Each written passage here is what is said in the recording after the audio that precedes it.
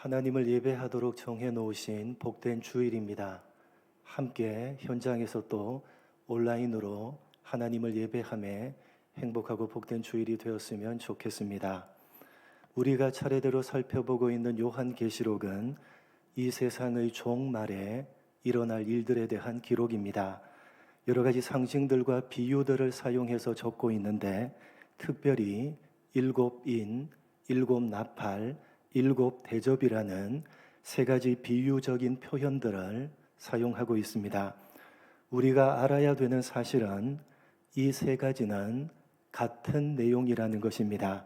같은 내용을 세 가지 다른 표현들로 반복해서 강조하고 있는 것으로 종말, 즉 예수님이 승천하신 이후로부터 재림하실 때까지 그 전체 기간 동안에 이 세상에 어떤 일들이 일어나게 될 것인지를 말씀하고 있는 내용입니다.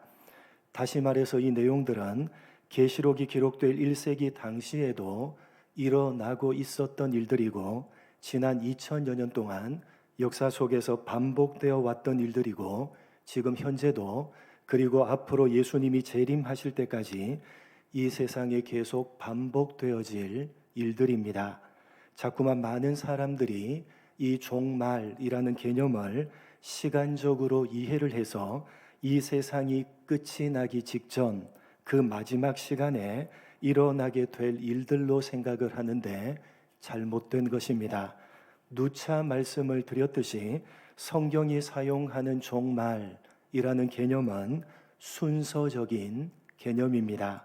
그날과 그 시는 예수님께서도 모르고 오직 아버지만 아신다라고 말씀을 하셨을 정도로 종말이라는 개념을 시간적으로 이해하는 것을 주님께서는 철저하게 금하셨습니다. 순서적인 개념입니다. 재림이라는 마지막 순서만 남았다라는 의미에서 종말입니다. 예수님이 승천하시고 난 이후 1세기 초대 교회 때도 재림이라는 마지막 순서가 남은 종말이었고 지난 2000여 년 동안에도 종말이었고 지금 현재도 여전히 종말입니다.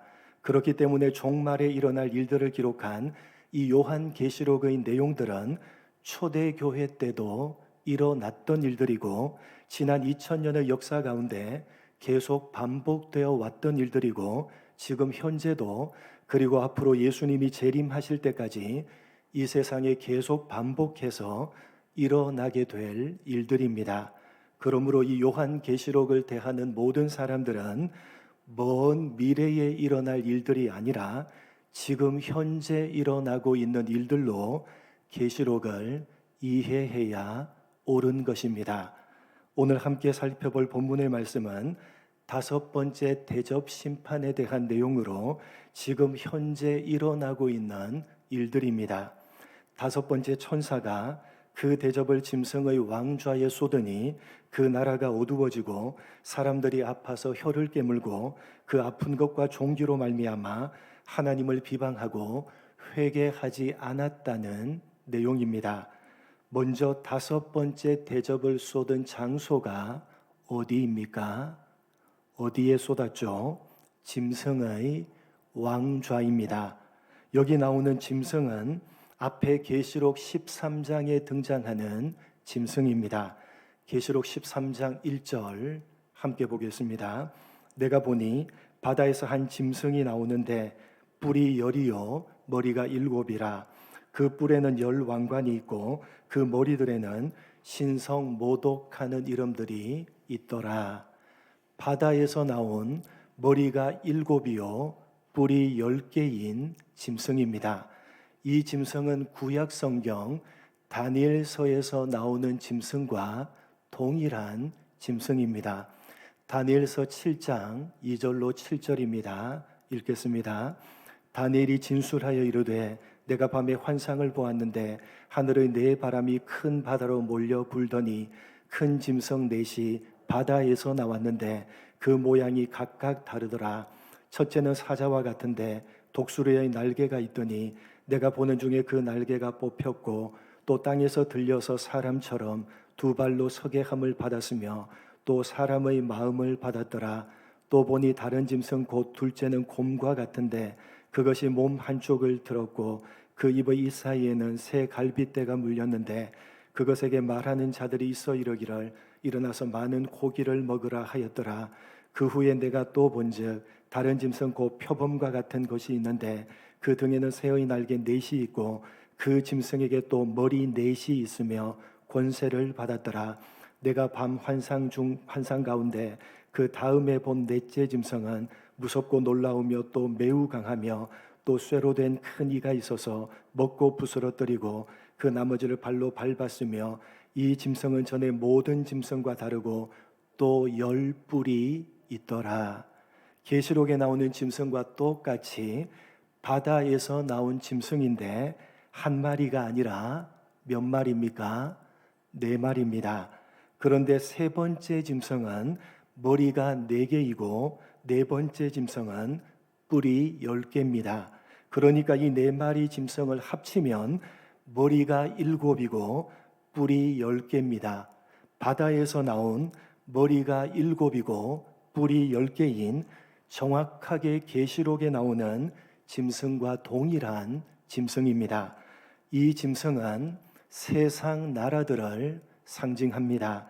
여러분, 이 짐승은 누구를 상징한다고요?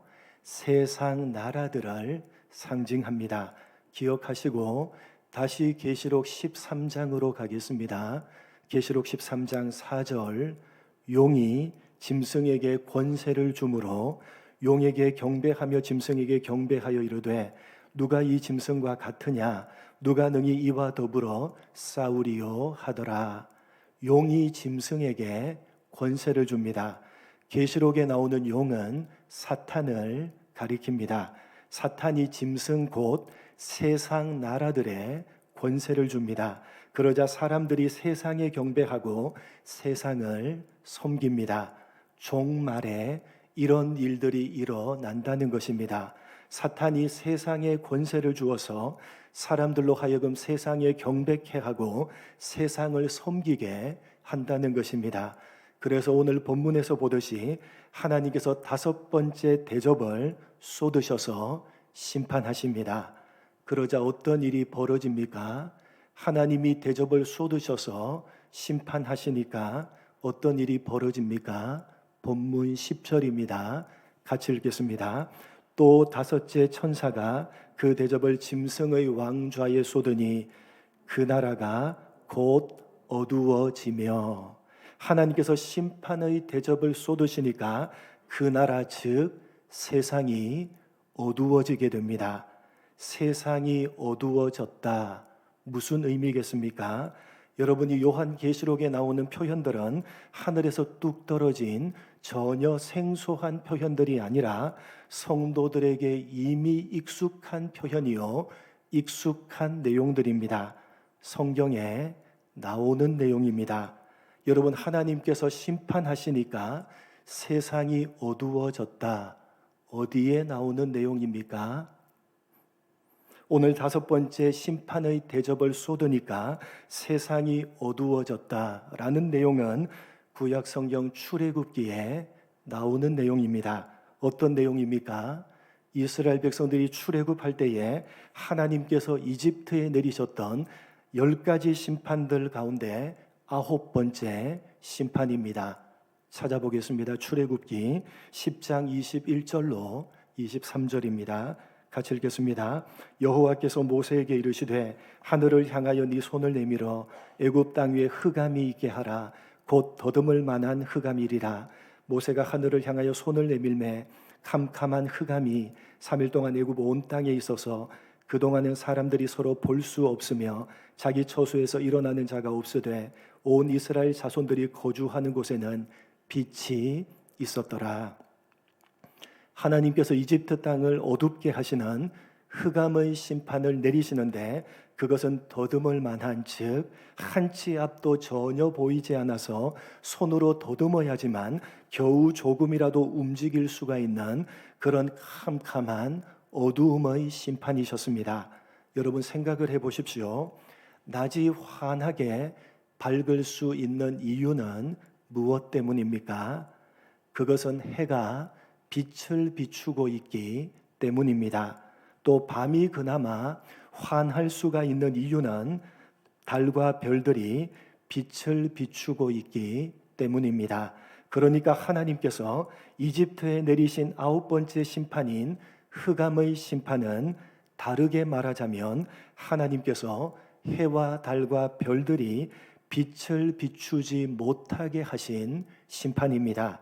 해와 달과 별들이 그 빛을 잃어버리고 빛을 비추지 못하니까 세상이 온통 캄캄한 어둠으로 뒤덮여 버렸던 것입니다. 여러분, 하나님께서 왜 이집트를 향해서 해와 달과 별들이 빛을 비추지 못하게 하시는 흑암의 심판을 하신 것입니까?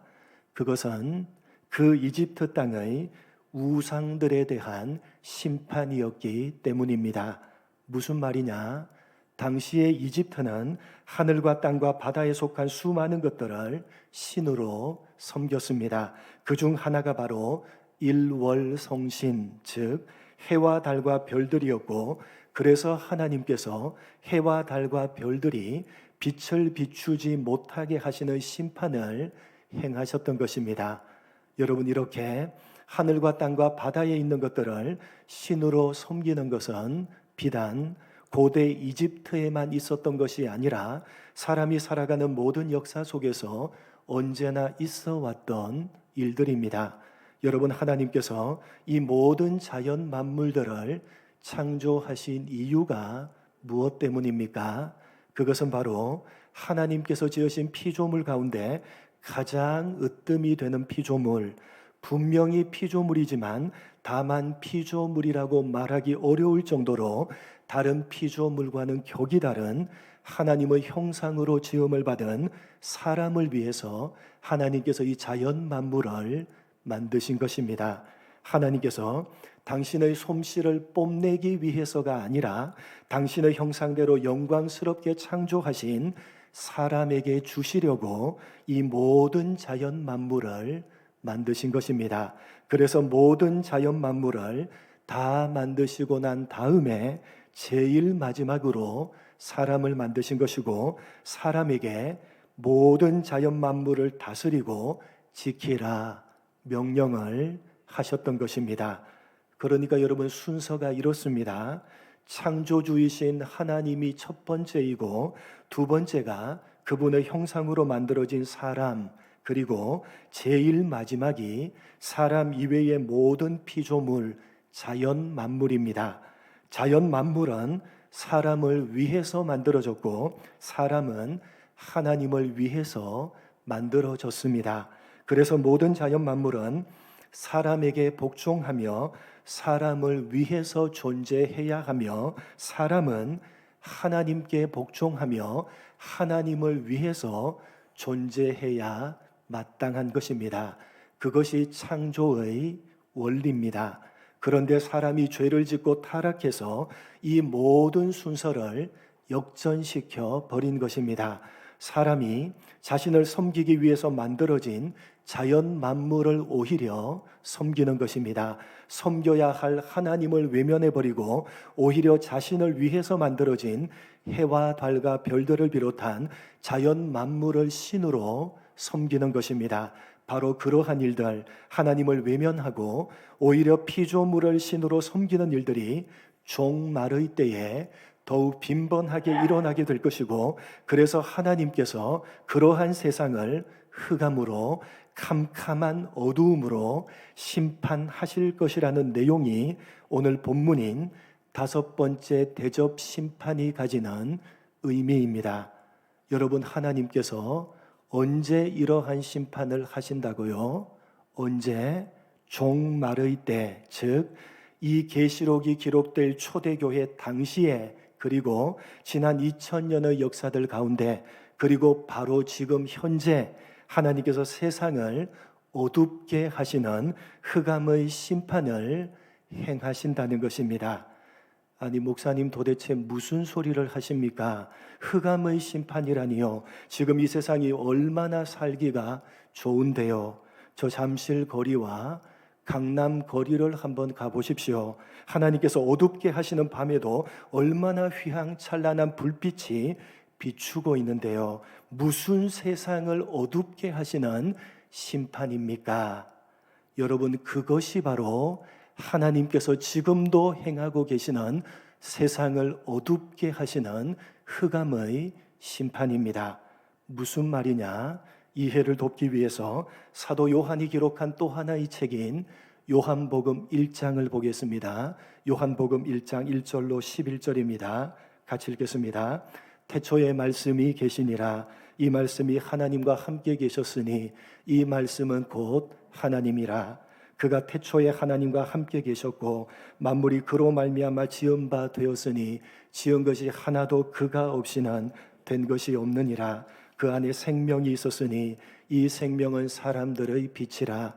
빛이 어두움에 비추되 어두움이 깨닫지 못하더라. 하나님께로부터 보내심을 받은 사람이 있으니 그의 이름은 요한이라. 그가 증언하러 왔으니 곧 빛에 대하여 증언하고 모든 사람이 자기로 말미암아 믿게 하려 함이라.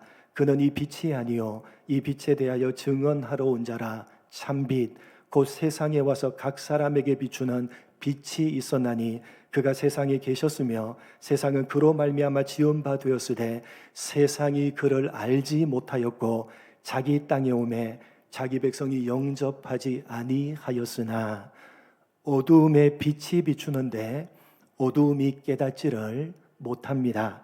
참된 빛이신 예수님이 세상에 오셨는데 세상이 빛이신 예수님을 몰라봅니다. 영접하지 않고 오히려 배척해버립니다. 왜요?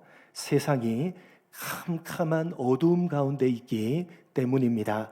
그것이 바로 하나님께서 지금도 행하고 계시는 흑암의 심판입니다.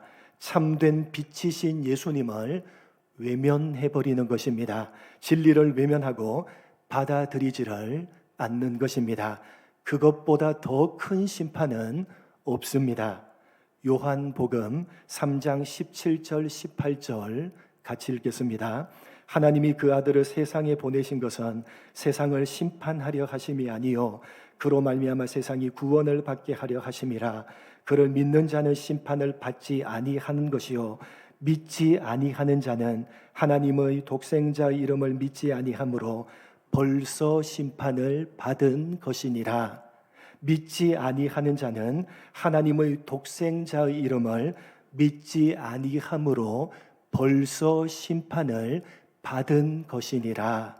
여러분, 하나님이 보내신 독생자이신 예수님을 믿지 않는 것, 그것 자체가 이미 심판을 받고 있는 것입니다. 참된 진리요, 참된 빛을 외면하고 캄캄한 어두움에 빠져 있는 흑암의 심판입니다. 사도 요한이 이것을 얼마나 강조하고 있는지 모릅니다. 한 군데만 더 보겠습니다. 요한복음 12장 46절로 48절 읽겠습니다. 나는 빛으로 세상에 왔나니 물은 나를 믿는 자로 어두움에 거하지 않게 하려 함이로라. 사람이 내 말을 듣고 지키지 아니할지라도 내가 그를 심판하지 아니하노라. 내가 온 것은 세상을 심판하려 함이 아니요 세상을 구원하려 함이로라. 나를 저버리고 내 말을 받지 아니하는 자를 심판할 이가 있으니 곧 내가 한 그 말이 마지막 날에 그를 심판하리라. 참된 빛이신 예수님께서 세상에 오셨지만 예수님을 저버리고 그 말씀을 받지 않는 자는 그 말씀이 그를 심판하리라. 다시 말해서 예수님과 그 말씀을 외면하는 것, 그것 자체가 바로 심판이니라 라는 말씀입니다. 하나님께서 주신 참된 빛을 외면해버렸기 때문에 그 사람에게는 캄캄한 어두움만 있는 것입니다. 그렇게 캄캄한 어두움에 있기 때문에 오늘 본문 말씀에서 보듯이 아파서 자기 혀를 깨물고 아픈 것과 종기로 고통스러워하는 것입니다. 그러나 오히려 어떻게 합니까? 하나님을 비방하고 돌이켜 회개하지 않습니다.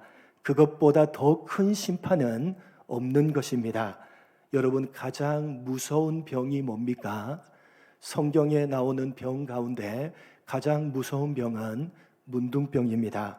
손가락이 문드러지고 살점이 떨어져 나가도 아무런 감각이 없는 것입니다. 암이 왜 무서운 병입니까? 여러분, 암이 왜 무섭습니까? 조기에 발견을 하면 어떤 암이라도 거의 대부분을 고칠 수가 있다고 합니다. 그런데 아무런 통증이 없는 것입니다. 암세포가 몸에 자라고 있는데도, 그래서 몸을 고통스럽게 하고 있는데도 아무런 감각이 없습니다. 통증을 느끼고 감각할 때는 이미 늦은 것 아닙니까? 그래서 무서운 것입니다. 여러분, 최고의 심판이 뭐라고 생각하십니까? 참된 빛으로 오신 예수님을 거부하고 참된 진리를 외면해버렸기 때문에 캄캄한 어둠 가운데 있음에도 불구하고 감각이 전혀 없는 것입니다. 심판을 받고 있는지도 모르고 있는 것입니다. 몸 안에 암세포가 번져가고 있는데도 겉으로는 아무런 감각이 없이 멀쩡하게 살아가는 것입니다. 속 사람은, 이 영혼은 아파서 혀를 깨물고 아픈 것과 종기로 인해서 끔찍한 고통을 당하고 있는데도 겉사람은, 이 육체는 그것을 전혀 느끼지 못하고 감각하지 못한 채 오히려 하나님을 비방하고 돌이키지를 않는 것입니다. 이것이 바로 종말의 때, 지금 현재도 이 세상에 행하고 계시는 하나님의 다섯 번째 대접 심판입니다. 사랑하는 성도 여러분, 참된 빛이신 예수님을 외면하고 진리의 말씀을 외면하는 것, 그러면서도 그것이 얼마나 고통스러운 것인지도 모르고 무감각하게 살아가는 것, 그것 자체가 바로 심판이라는 사실을 잊어버리지 마시기 바랍니다. 여러분, 우리는 종말의 때를 살아가고 있습니다. 우리가 사는 이 세상은 영적으로 점점 더 무디어져 무감각해져 갈 것입니다. 사람들은 육체적인 것을 추구하면서 점점 더 세상을 따라서 살아갈 것입니다. 그리고 그러한 세상 속에서 믿지 않는 우리들도 세상의 빛이 더 찬란해 보이고 그 세상의 빛을 따라서 살아가는 것이 더 좋아 보이고 더 지혜롭게 보일 것입니다. 세상이 그렇게 우리를 미혹할 것입니다. 그러한 세상 앞에서 참된 빛이신 주님과 그 말씀을 따라서 살아가는 것은 너무나도 초라해 보이시고 너무나도 미련해 보일 것입니다. 세상의 종말의 때에 그렇게 우리를 자꾸만 미혹할 것입니다. 그러나 여러분, 다섯 번째 대접 심판을 받고 있는 이 세상에서 깨어 있으시기 바랍니다. 최고의 심판을 받고 있는 세상 사람들과 똑같이 무감각하게 살아가지 마시고 예수를 믿고 말씀을 따라서 살아가는 삶을 최고의 복으로 여기며 사시기 바랍니다. 여러분, 시편 84편의 기자가 이렇게 고백을 하고 있습니다. 이 고백이 바로 다섯 번째 대접 심판과 관련해서 우리가 고백하면서 이 종말의 때를 살아가야 될 그러한 고백입니다. 함께 쉬운 번역 성경으로 함께 읽어보도록 하겠습니다. 함께 고백합니다. 주의 성전 뜰에서 보내는 하루가 다른 곳에서 지내는 첫날보다 더 행복합니다. 내가 악한 자들의 집에서 사느니 차라리 내 하나님의 집에 문지기로 있겠습니다. 여호와 하나님은 우리의 태양이며 방패이십니다. 여호와는 우리에게 은혜와 명예를 주십니다. 주는 정직하게 사는 사람에게 가장 좋은 것을 아끼지 아니하시고 주십니다. 만군의 여호와여, 주를 의지하는 사람은 행복합니다. 하나님, 주의 성전 뜰에서 보내는 하루가 다른 곳에서 보내는 첫날보다 더 행복합니다. 악한 자의 궁궐에서 사느니 차라리 내 하나님의 집의 문지기로 살겠습니다. 주를 의지하는 사람은 행복합니다. 여러분, 이 고백으로 이 종말의 때를 이기며 살아가시기 바랍니다. 종말의 때를 이 고백으로 넉넉하게 이기며 살아가시는 여러분 모두가 되시기를 주님의 이름으로 간절히 축복합니다. 하나님 아버지, 다섯 번째 대접 심판이 가지는 의미를 분명하게 가슴에 새기게 하여 주옵소서. 참된 빛이신 예수님을 외면하고 진리의 말씀을 외면해버리고 어두움에 빠져있는 저 흑암의 심판, 다섯 번째 대접 심판을 받고 있는, 그러면서도 어두움 가운데 있기 때문에 그것이 심판인지도 모르고 살아가는 저들을 부러워하지 않게 하시고, 하나님 저들처럼 무감각하게 살아가지 아니하는 우리가 될 수 있도록 복을 내려 주옵소서. 예수를 믿고 말씀을 따라서 살아가는 삶을 최고의 복으로 여기며 이 종말의 때를 이기며 살아가게 하여 주옵소서. 하나님의 성전 뜰에서 보내는 하루가 다른 곳에서 보내는 첫날보다 더 행복합니다. 악한 자의 궁궐에서 사느니 차라리 내 하나님의 집에 문지기로 살겠습니다. 세상을 따라서 세상을 의지하는 사람이 아니라 주를 의지하는 사람이 행복한 사람입니다. 이 고백을 하며 하루하루 종말의 때를 살아가는 우리 모두가 될 수 있도록 인도하여 주옵소서. 감사하오며 예수님의 이름으로 기도드립니다. 아멘.